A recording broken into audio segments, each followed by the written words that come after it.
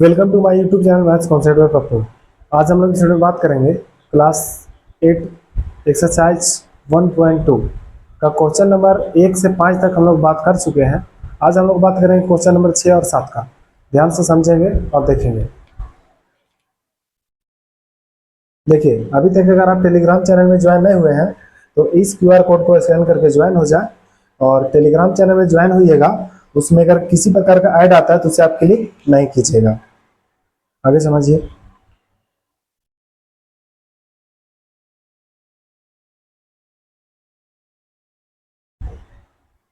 Question है कि -5/12 plus -12/5 बराबर है -5/12। देखिए, ये जो प्रॉपर्टी है वो क्रम विनिमय गुण का है। क्रम विनिमय गुण होता क्या है? बोलेंगे a प्लस बी बराबर होना चाहिए b प्लस ए का। यानी एक बार उससे सीधा जोड़िए और उसी को आप उल्टा जोड़ दीजिए तो LHS RHS बराबर होगा।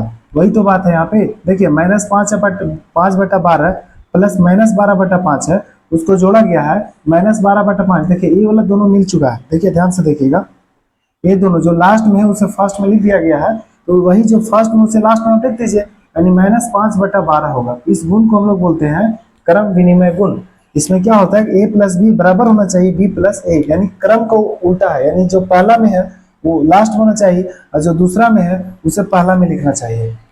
आगे समझिए। उसी तरह ये भी है -7 है प्लस -13/8 है, वो जो लास्ट में उसे फर्स्ट में लिख दिया गया है, जो फर्स्ट में उसे लास्ट में लिख दीजिए, यानी -7 होगा। फिर से समझिए, यहाँ पे क्या है कि -17/-5 प्लस -3/7 प्लस -7/8 बराबर कौन कौन मिल गया और कौन कौन नहीं मिला है उसे देख लीजिए आप। 7/-5 ये वाला देखिए तो फर्स्ट वाला यहाँ मिल चुका है, और -7/8 देखिए -7/8 यहाँ पे लिखा हुआ है। क्या नहीं लिखा हुआ होगा तो बोलेंगे -3/7 जो है वो नहीं लिखा हुआ है और उसी का वहां पे खाली स्थान छोड़ा हुआ है, हम लोग लिख देंगे -3/7। अगला क्वेश्चन है -11/7 प्लस, यहाँ भी खाली स्थान है, यहाँ भी खाली स्थान है और लास्ट में लिखा हुआ 11/7। समझिए, इधर -11/7 है और लास्ट में है 11/7 लिखा हुआ है, तो हम लोग ऐसा करते हैं 11/7 जो यहाँ पे लिखा हुआ उसको यहाँ लिख देते हैं 11/7, और जो यहाँ फर्स्ट में लिखा हुआ इसे भी यहाँ पे हम लोग फर्स्ट में लिख देते हैं कितना, तो बोलेंगे -11/7। ध्यान से समझिए, जब तक LHS RHS बराबर नहीं होगा तब तक वो नहीं हो सकता है। यहाँ पे जो लिखा हुआ है उसे यहाँ पे लिख दीजिए और जो लास्ट में लिखा हुआ उसको यहाँ लिख दीजिए। ऐसे ही क्वेश्चन मिसटाइप है, चूंकि जो खाली स्थान दिया वो आगे पीछे होकर का होना चाहिए था, क्योंकि इधर भी a प्लस बी हो जा रहा है और RHS में भी a प्लस बी हो जा रहा है, लेकिन जो क्रम विनिमय गुण है वो होना चाहिए था a प्लस बी और इसका उल्टा होना चाहिए था b प्लस ए। आगे समझिए। अगला क्वेश्चन हम लोग बात करेंगे क्वेश्चन नंबर 7 का। क्या क्वेश्चन है कि वह कौन सी परिमेय संख्या है जिसका योज्य प्रतिलोम करने का मतलब है कि अगर क्वेश्चन प्लस में है तो उसका आंसर माइनस में होना चाहिए। खुद का यानी स्वयं का कौन है, कौन ऐसा संख्या है जो खुद का योज्य प्रतिलोम है? बोलेंगे देखिए, 0 एक ऐसा संख्या है इसका अगर योज्य प्रतिलोम निकालिएगा, यानी 0 के साथ माइनस भी लगाइएगा तब भी उसका आंसर 0 होगा, और 0 के साथ प्लस भी लगाइएगा तब भी उसका आंसर 0 होगा, यानी कि शून्य। यानी 0 एक ऐसा संख्या है उसका अगर योज्य प्रतिलोम निकालेंगे तो खुद बाय खुद यानी 0 ही होगा। वही हम लोग को क्वेश्चन पूछा कि कौन सा ऐसा परिमेय संख्या है जिसका आप योज्य प्रतिलोम निकालिएगा तो स्वयं होगा, यानी खुद होगा।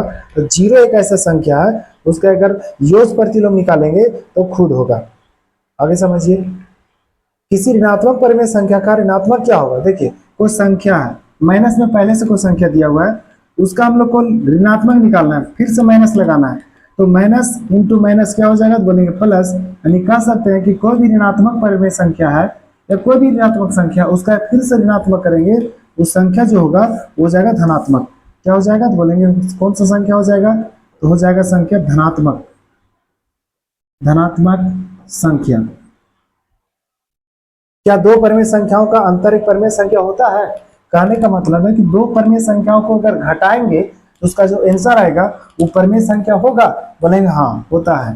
कैसे होता है, देखिए एग्जांपल हम लोग लेते हैं। 2/5 एक परिमेय संख्या है और 3/7 भी एक परिमेय संख्या है। दोनों का जो आंसर होगा घटाने के बाद देखते हैं 5 और 7 का लघुत्तम कितना होगा, तो बोलेंगे 35।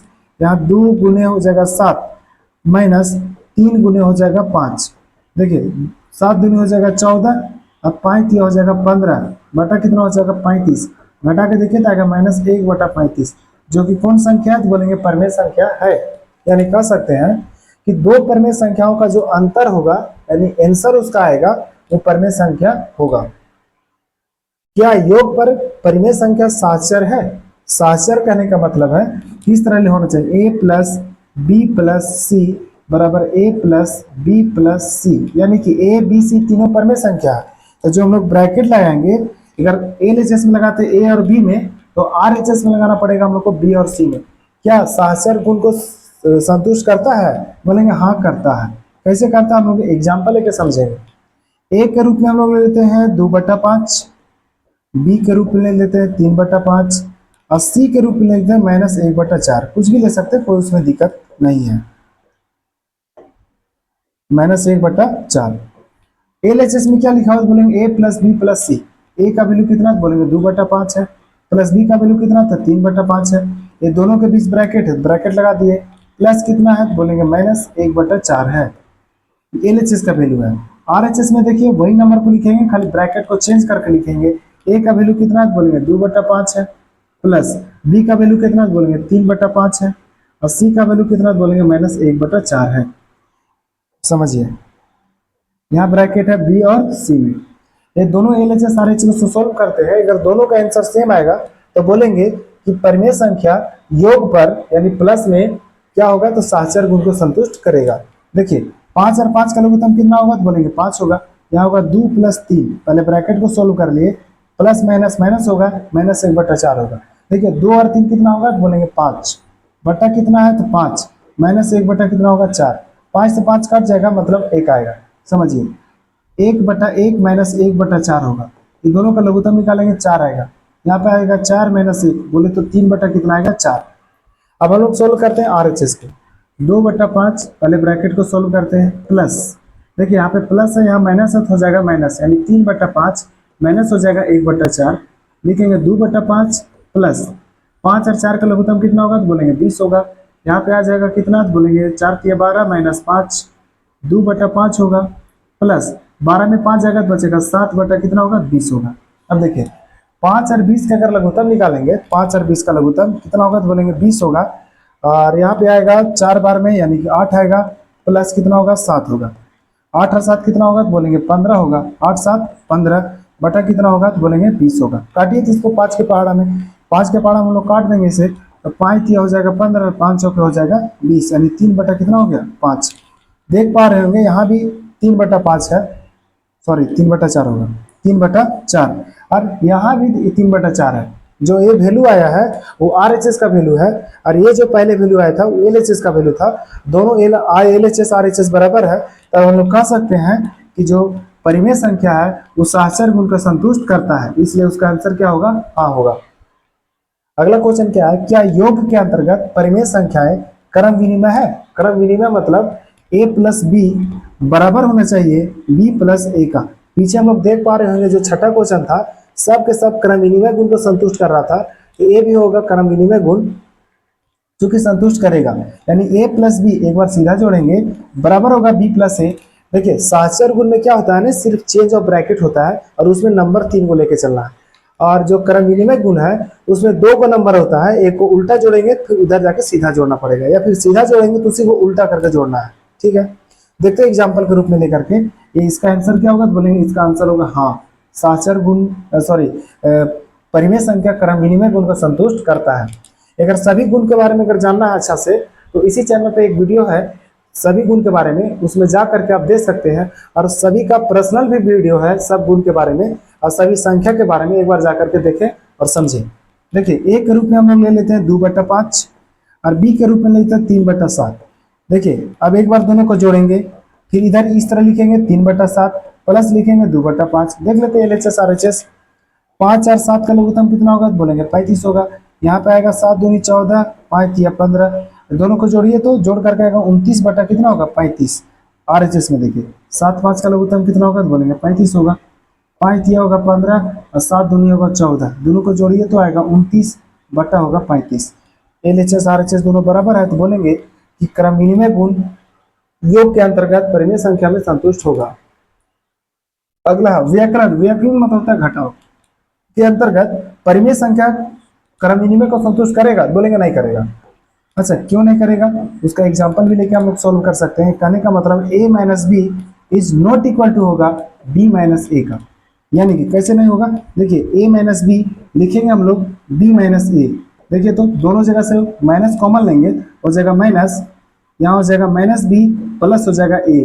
इसको थोड़ा सा सुधार के लिखिए, माइनस a माइनस बी हो जाएगा। देखिए LHS में क्या है? a माइनस बी, RHS में क्या है? Minus into minus a minus B है, यानी कि दोनों बराबर नहीं है। इसलिए हम लोग कह सकते हैं कि जो क्रम विनिमय गुण है व्यकलन में यानी घटाव में परिमेय संख्या के अंतर्गत संतुष्ट नहीं करेगा। इसका आंसर क्या आएगा? तो बोलेंगे नहीं। अगला क्वेश्चन देखिए, व्यकलन फिर से पूछा, व्यकलन मतलब घटाव के अंतर्गत परिमेय संख्या सहचर है? तो बोलेंगे सहचर भी नहीं होगा। क्यों नहीं होगा? हम लोग देखिए a minus B minus C is equal to a minus B minus C. समझिए, यहाँ a माइनस बी में ब्रैकेट लगाएंगे और इधर b माइनस सी में लगाएंगे। दोनों LHS RHS बराबर होना चाहिए था, लेकिन बराबर नहीं होगा। इसीलिए हम लोग बोलेंगे सहचर गुण को संतुष्ट नहीं करेगा। कब नहीं करेगा? तो व्यकलन में। कौन सा संख्या के लिए? परिमेय संख्या के लिए।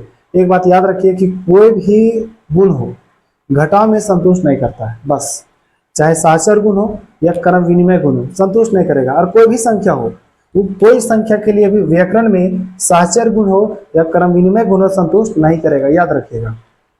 अगला समझिए कि वह कौन सी परिमेय संख्या है जो अपने ऋणात्मक के समान है। अपने ऋणात्मक करने का मतलब है कि कोई भी संख्या ले लेते हैं हम लोग ए में अगर माइनस भी लगा देंगे फिर भी उसको नहीं फर्क पड़ेगा। बोलेंगे देखिए जीरो एक ऐसा संख्या है, इसमें अगर माइनस भी लगा देंगे फिर भी क्या रहेगा? वो जीरो। तो इसका आंसर क्या आएगा? तो बोलेंगे शून्य होगा, यानी क्या होगा? तो बोलेंगे जीरो होगा। आगे समझिए, परिमेय संख्याओं के लिए योज्य तत्समक क्या है? देखिए परिमेय संख्या के लिए जो योज्य तत्समक है वो होता है जीरो। योज्य तत्समक कहने का मतलब है कि कौन सा ऐसा संख्या है जिसको चाहे LHS में जोड़िए फिर भी वही रहेगा, चाहे RHS में जोड़िए फिर भी वही रहेगा। यानी दाहिने साइड से जोड़िए या बाएं साइड से जोड़िए, उस नंबर को कोई फर्क नहीं पड़ना चाहिए। देखिए ए था पहले, ए रह गया। जैसे -5 में अगर हम लोग जीरो जोड़ेंगे तो आंसर उसका -5 आएगा, या 8 में अगर जीरो जोड़ेंगे फिर भी उसका आंसर 8 आएगा। कहने का मतलब है जीरो एक ऐसी संख्या है जिसको कोई भी संख्या साथ साथ जोड़ दिए तो उससे कुछ फर्क नहीं पड़ेगा। वही संख्या को बोलते हैं योज्य तत्समक। इसीलिए योज्य तत्समक के रूप में किसे लिया गया है? बोलेंगे जीरो को लिया गया है। देखिए अभी तक अगर इस टेलीग्राम चैनल में ज्वाइन नहीं हुए हैं तो इस QR कोड को स्कैन करके ज्वाइन हो जाए, क्योंकि उसमें जितना भी PDF वगैरह डाला जाएगा, नोट्स वगैरह उसी में डाला जाएगा। और उसमें अगर किसी प्रकार का ऐड आता है उसे आप क्लिक नहीं कीजिएगा। जो अगला वीडियो आएगा वो 1.3 का आएगा। बीच में बहुत रुक के वीडियो आ रहा था, कुछ प्रॉब्लम चल रहा था, इसीलिए अब उम्मीद करते हैं कि कभी वीडियो बीच में गैप नहीं होगा, लगातार वीडियो आएगा।